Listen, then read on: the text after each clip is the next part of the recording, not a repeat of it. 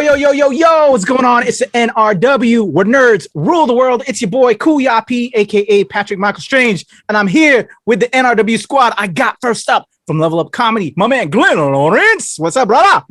Bop, bop, what's happening? Good to see you as always, my man. And of course, from that You're So Cool with Rob Medina, formerly Rob the Movie Guy. He still does the reviews though. Rob the Movie Guy, aka Rob Medina. What's up, Rob?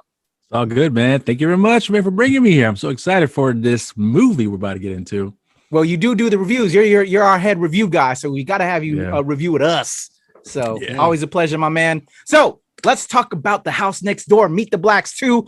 Me and my man Glenn recently had some fun talking to the writer-director Deon Taylor, as well as the legendary Cat Williams. So if you haven't seen that interview, make sure you check it out. It's on the channel. We'd appreciate it. Show us some love. Let us know what you think. But right now, we're going to talk about the film, man. We finally got to see it, and we kind of talked on that in the interview, because prior to, we usually get to see these films before we do these interviews. So we made them feel so bad that they sent us a screener. We had some fun. We were able to watch it. So check this out. It stars Mike Epps, Cat Williams, Brescia Webb, Lil Duval, Zulay Hanau, Tyron Turner, Alex Henderson, Michael Blackson, Andrew Batchelor, Gary Owens, Snoop Dogg, Danny Trejo, and a cast of others. We're going to show you the trailer, and then we'll come back with our review. So here we go.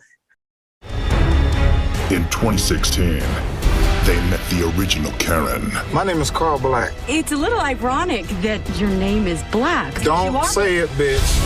Now, in 2021, they must face a new evil.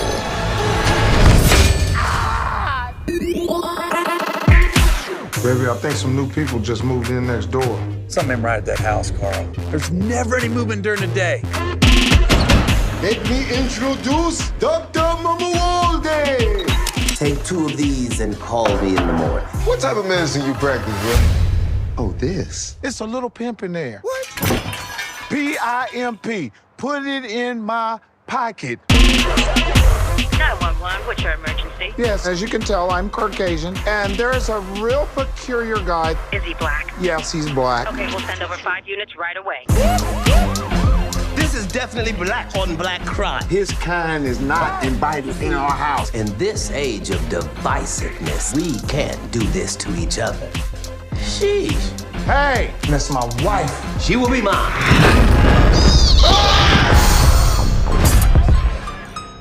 What you see? Oh! Vampire feeds on blood. We should kill him. Big mistake. So we hunting vampires. I got just what you need. Whoa! Joel Osteen holy water. Kinda got a pineapple taste to it. I can't see now.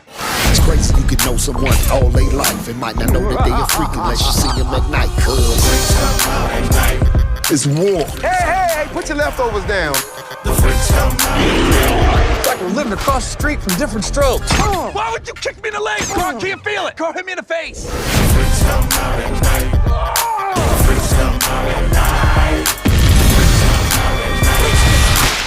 Oh, hell. What did he do to you? Carl was in my mouth. You look like Black China. Watch out. For the house next door. I am no monster. Allow me. This is for your education. No! The black man has yet again said no to education. Freaks come out.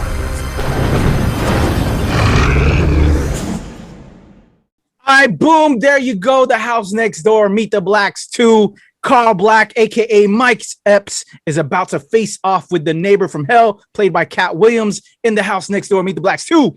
Carl has only ever wanted the best for his family, but after surviving the events that led to his not so best-selling book, he's moving everyone to his child home in Atlanta, where he'll contend with his wife, Lorene, his kids, Allie and Carl Jr., but everyone who drives him crazy, like Cronut, Freezy, Rico, an entire neighborhood of characters who seem to attract strange activity after dark. And nothing could be more freaky than their new neighbor, Dr. Mamuwalde, who may or may not be a vampire. It's written by Deon Taylor, who did Fatale, Black and Blue.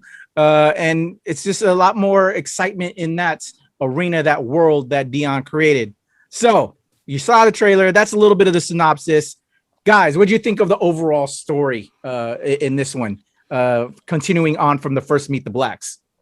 Well, look, I'll start it out. Overall story, I don't know. I like this film. I feel like this is like a universe that they've kind of created, and I'm having fun in it. You know what I mean? It's not like I'm out here taking it super seriously. Like, you know what I'm saying? This isn't like gonna win an Oscar or anything. But for my dollars, for my entertainment dollars, I actually really enjoy the movie. I thought they've made a nice little universe. It's cool seeing who's going to cameo in it, and then it's just fun looking at like Mike Epps play off all the other actors, and then they bring in Cat Williams, and it was really fun. I think they had a lot of fun with it, and it's a fun movie. I enjoyed it. You know what I mean? I listen. I know how I am. Y'all usually are coming to me like, oh, Glenn's going to rip up the review this time. He's going to say this is a problem. This is a problem. This time I just threw out all expectations and I watched it, and I just enjoyed it. I had a lot of fun in the universe,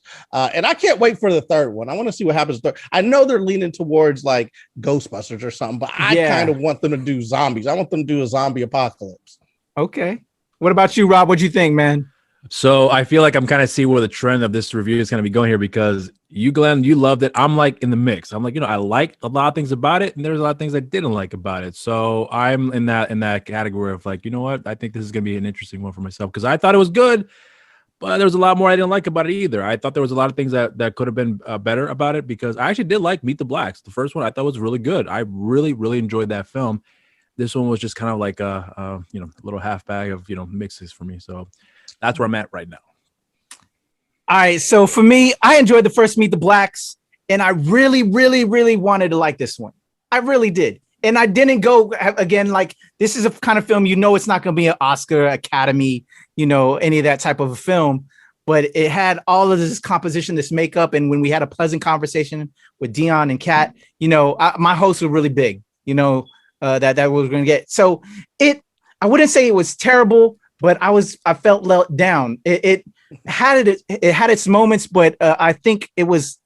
I don't know if the copy we got, because we kind of put pressure on them in regards to be like, hey man, we want to really watch this movie. You ain't let us screen it prior to doing this interview and all that. Like if we got like maybe the wrong edit, because there's parts because me and Glenn are filmmakers, that it just was kind of choppy. So I'm hoping like if I see it again, which I do want to see it again, that maybe this theatrical version that's out now in theaters is a different version than the one I saw, but it didn't flow to me, and that was the problem.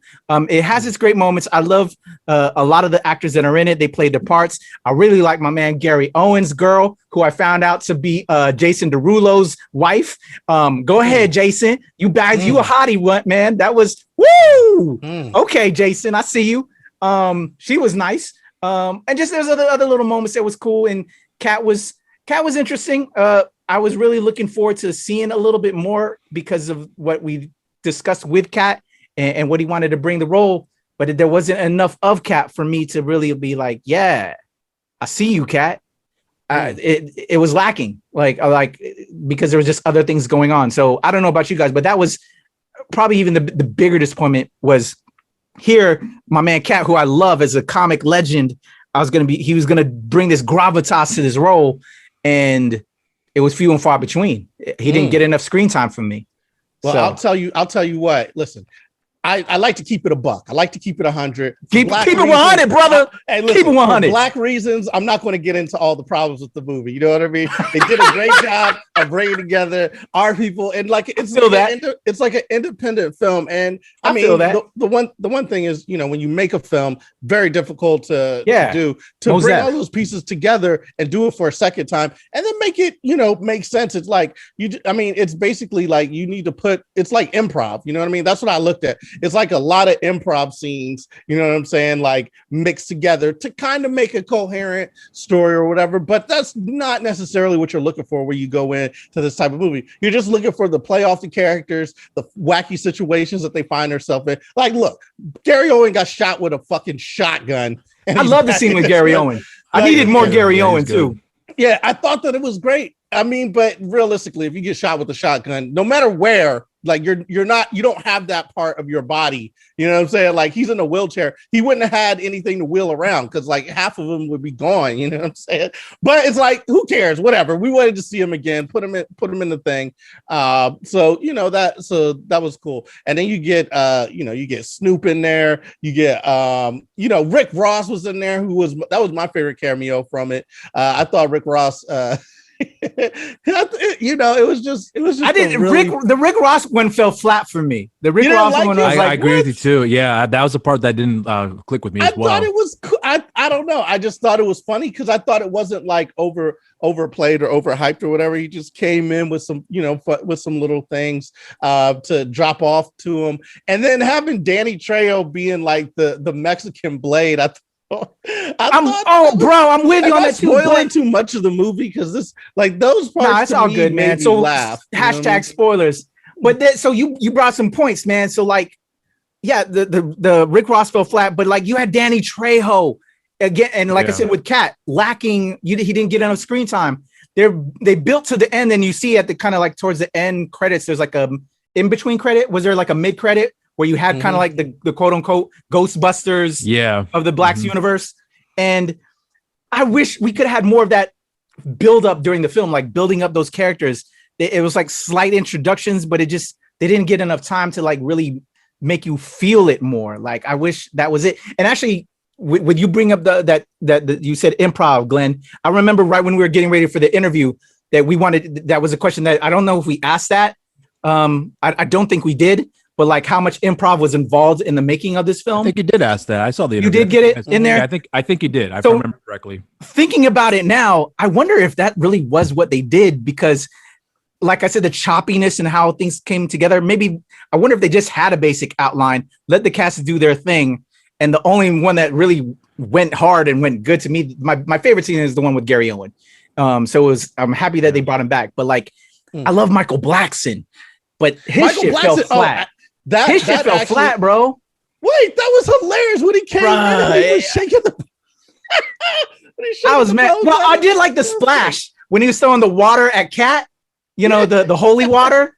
I was like, okay, that was all right. But like, I fucking love Michael Blackson, dude. And yeah, I don't know, man. I just they didn't build up the characters enough for me. I didn't get enough characterization, and just. I wanted to love it, man. I really wanted to love it because I love everybody involved. And hey, listen, when his wife went through the little scene where she was having her little moment, I was like, "Ooh, this is good." I'm feeling. Oh, when he was sucking the toes? No. No, that was another character. The first Cat was like whispering to her. Oh yeah. That was good. Had an orgasm. I was like, "Ooh, I like this movie even more in the living room." I was like, "Yeah, that was good. That was great acting." Okay. I was with it. And there was I keep saying all these other cameos. I gotta point out my favorite cameo, the dude from Belly. They had the dude from Belly because we've seen him in one movie, you know what I'm saying, which was Belly, and he reprised that role of I haven't seen that movie in a long time. Remember when they were rolling through town or whatever, like Nas was rolling through town. He's like, "Oh, who's that? Who's that?" He's like, I'm gonna have to drop a dime on them niggas. I don't like that shit. And he was eating a banana. You don't remember that? I've only seen that movie once, and that was a long time ago. With the cops? Again. Are you talking about it was the dude with the perm, the long hair perm and the glasses, and he was like, he was like, who, like Frizzy. He was the narc. He was ratting the dudes out when they went to Omaha. He's like, who are they? Who are they? I'm gonna have to drop a dime on them niggas. I don't like that shit. Yeah. But in our culture, you know what I'm saying? Black people, we know that guy, but it's like the only movie he's ever been in. But we're like, oh, we know that guy. That's the dude. That's the dude who dropped the dime on him. But they brought him back and gave him like a full character. So things like that made me happy, and I think things like that allow me to forget. I watch that movie. Yeah. It allowed me to forget all the problems, you know what I'm saying, that you could look at. But like I said, for Black reasons, I didn't see any of that. Yo, was it Lil Duval? Who was the one sucking on the toes though? That had me balling. Like he was like looking at it was his wife. It was Mike Epps' wife, and then he looked down and his boy was sucking on the toes, man. Like what the fuck? I think it was like. I think it might have been Michael Black. It had to be. No, it was Michael Blackson. It was Michael Blackson. But yeah, man. I had a fun time. I wanted to love it more. And I'm hoping a different version is in this theatrical version than the one we saw as a screener link. Because I like everybody who was in it, man. But yeah, it was. I can't admit, but I have to admit, yeah, there's parts character building I wanted more.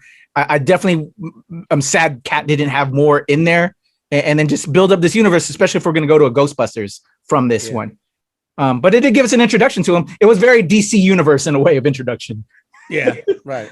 So hopefully it'll give us more in the next one. Look, if we have to sum it up, you know where I'm coming from. I really enjoyed it. I liked it for all those reasons that I talked about.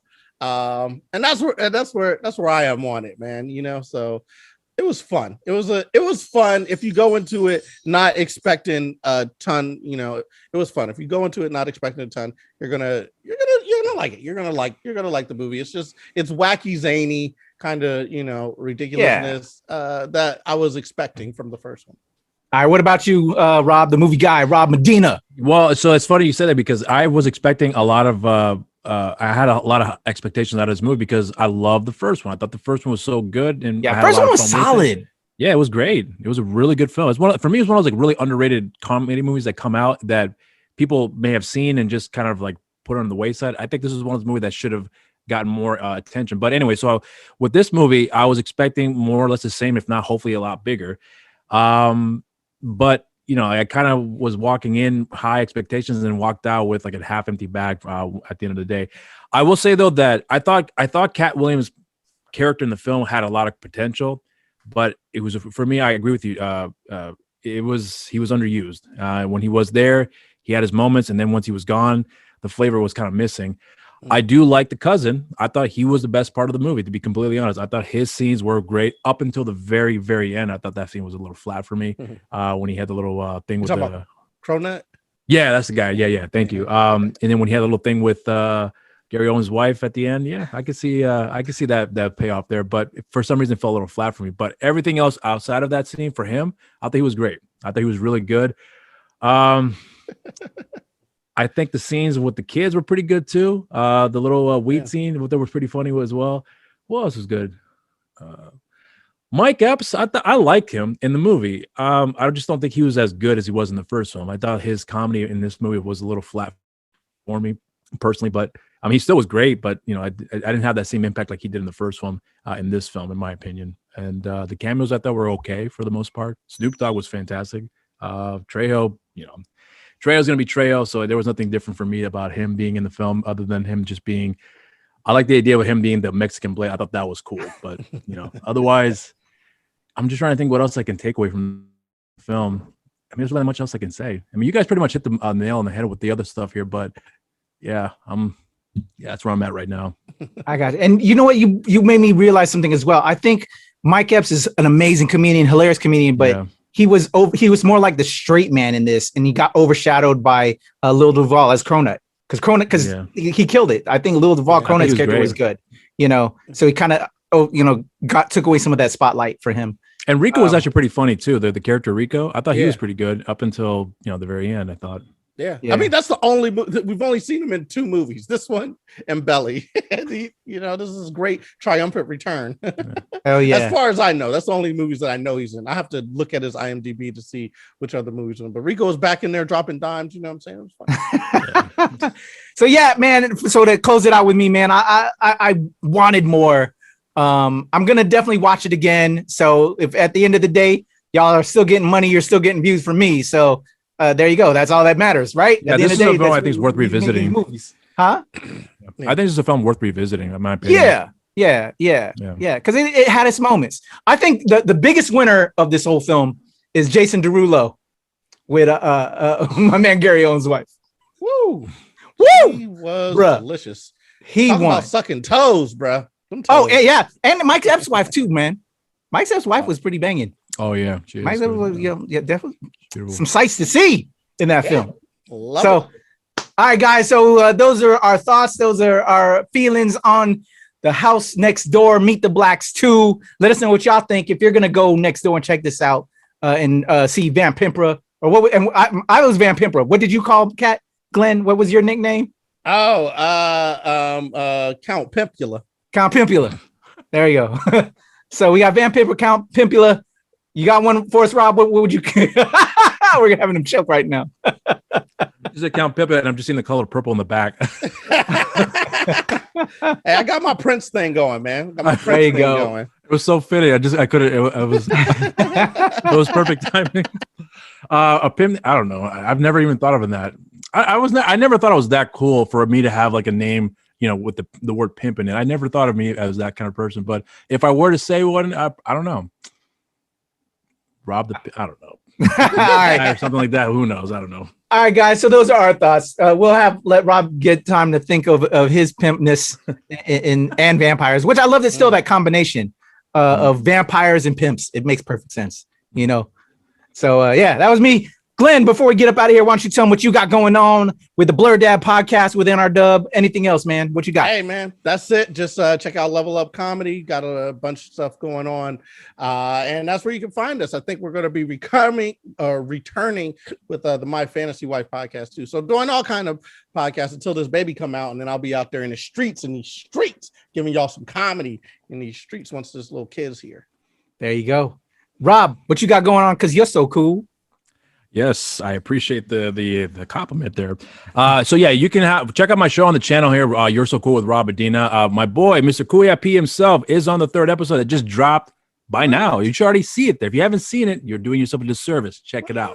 There's a lot of fun with that episode. And then you can check out the social media on the show as well too. On Instagram, You're So Cool at You're So Cool with Rob Medina. Twitter, You're So Cool WRM. I'm still learning how to use the social media accounts on my show. Sorry, guys. And you can follow me on my social media accounts. On my personal one, you can go to Instagram, Rob_Medina0585, Twitter, Rob Medina0585, and on Facebook, simply just Rob Medina.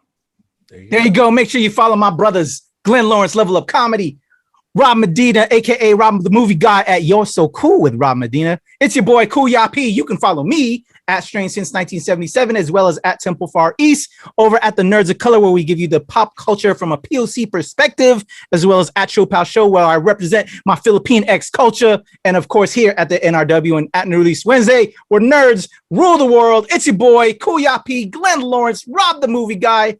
We're out of here. Peace. Peace.